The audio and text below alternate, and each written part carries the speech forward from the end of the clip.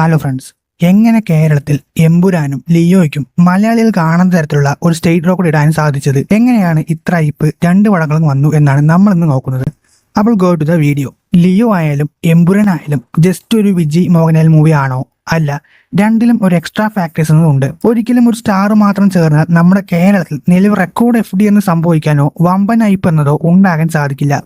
Extra ഫാക്ടറായി സംഭവങ്ങൾ തീർച്ചയായിട്ടും വേണം, അല്ലെങ്കിൽ കണ്ടന്റ് ഹൈപ്പ് വേണം. ഇപ്പോൾ ഒടി എന്ന സിനിമയിൽ എക്സ്ട്രാ ഫാക്ടർ എന്ന് പറയാനൊന്നുമില്ല, കണ്ടന്റ് ടൈപ്പാണ് ഉണ്ടായിരുന്നത്, കണ്ടന്റ് പ്ലസ് മോഹൻലാൽ.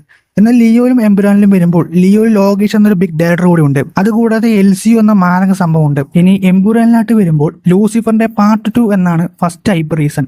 അതുപോലെ പൃഥ്വിരാജ് ഡയറക്ടർ, മുരളി ഗോപിയുടെ script, Tovino Prithviraj multi stars, മലയാളത്തിലെ ഏറ്റവും വലിയ ബഡ്ജറ്റ് പടം, ഇൻഡസ്ട്രിയിൽ തന്നെ ഏറ്റവും വലിയ പടം, ഇതാണ് എമ്പുരാന്റെ ഹൈപ്പ് റീസൺ. എന്നാൽ ഈ കാര്യങ്ങൾ കൊണ്ട് റെക്കോർഡ് ഇടാനോ ഓഡിയൻസിനെ തിയേറ്ററിൽ അടിച്ചു കയറ്റാനോ സാധിക്കില്ല. അവിടെയാണ് ദ ബിഗ് സ്റ്റാർസ് എന്ന് പറഞ്ഞ സംഭവം വരുന്നത്.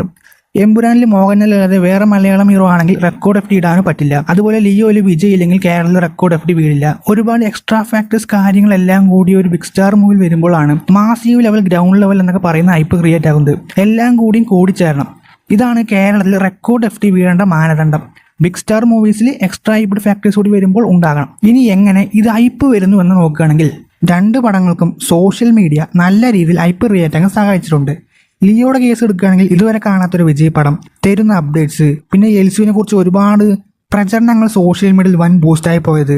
ഇത് LCU ആണോ സ്റ്റാൻഡ് അലോൺ ആണോ എന്നതിൻ്റെ ക്യൂരിയോസിറ്റി, ഡീകോഡിംഗ് എന്ന് പറഞ്ഞ് ഒരുപാട് കാര്യങ്ങൾ, ആരൊക്കെ ക്യാമിയോ ഉണ്ടാകും, വിജയ് ഫാൻസിനെ കറക്റ്റ് എൻഗേജ് ചെയ്ത് കൊണ്ടുപോയ കാര്യം, ഒക്ടോബർ 19 തിയേറ്ററിൽ പോയേ തീരുള്ളൂ എന്നുള്ള ഹൈപ്പ് ക്രിയേറ്റ് ആക്കാൻ സോഷ്യൽ മീഡിയ ഒരു കാരണമാണ്. എമ്പുരാന്റെ കാര്യവും ഇതേ തന്നെയാണ്. ലൂസിഫറിന്റെ രണ്ടാം ഭാഗം ആയതുകൊണ്ട് തന്നെ എമ്പുരാന്റെ സ്റ്റോറി ഇങ്ങനെയാകും, ഇതിന്റെ ബഡ്ജറ്റ് ഇങ്ങനെയാണ്, മലയാള പടം കാണാൻ പോകുന്ന ഏറ്റവും വലിയ പടം, ലൂസിഫറിൽ കുരീഷിയുടെ ഫ്ലാഷ് ബാക്ക് കാണിക്കാതെ അത് എന്താണെന്ന് അറിയാനുള്ള ക്യൂരിയോസിറ്റി, പിന്നെ മാരക കാസ്റ്റിംഗ് ആണ് എമ്പുരാനിലുള്ളത്. ഗെയിം ഓഫ് ത്രോൺസിൽ നിന്നൊക്കെ കാസ്റ്റിംഗ് കൊണ്ടുവന്നപ്പോൾ ഒരു സാധാ ഫാൻസ് ഒന്നും ഇല്ലാത്ത ആൾക്കാർക്ക് പോലും തിയേറ്ററിൽ കാണണമെന്നുള്ള ഹൈപ്പ് ക്രിയേറ്റ് ആക്കി.